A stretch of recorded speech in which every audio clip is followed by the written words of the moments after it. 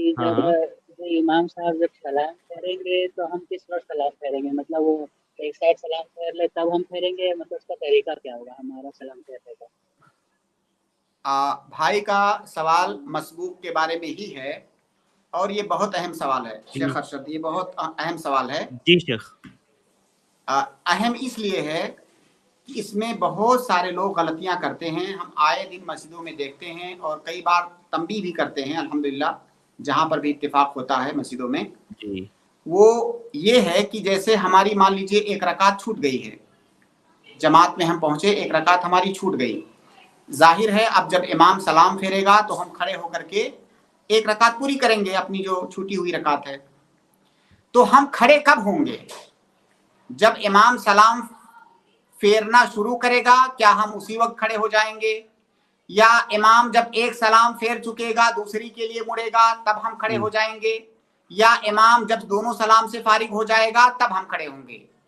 इसका सही जवाब यह है कि जब इमाम दूसरे सलाम से फारिग होगा तब हम खड़े होंगे, क्योंकि जब तक इमाम दूसरे सलाम से फारिग नहीं हो रहा है तब तक वो हमारा इमाम है। अब अगर हम दरमियान में खड़े हो जाते हैं तो गोया कि हम इमाम की मुखालफत कर रहे हैं, और हम जानबूझ करके अगर इमाम की मुखालफत कर रहे हैं और जो है खड़े हो जा रहे हैं तो हमारी नमाज बातिल हो जाएगी।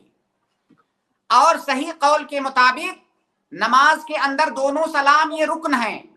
बाज उलमा ने कहा कि दूसरा सलाम ये वाजिब नहीं है, सुन मुस्तहब है, लेकिन सही बात यह है कि दोनों सलाम ये वाजिब हैं, क्योंकि अल्लाह के नबी सल्लल्लाहु अलैहि वसल्लम से कभी भी ये साबित नहीं है कि आपने एक सलाम फेरा हो, हमेशा दोनों सलाम फेरते थे।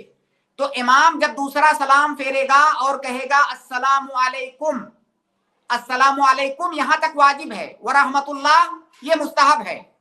तो कुम के जब मीम पर पहुंच जाएगा, अस्सलामु अलैकुम, दूसरे सलाम में जब यहां तक पहुंच जाएगा उसके बाद आप खड़े हो सकते हैं, उससे पहले खड़ा होना ये जायज नहीं है।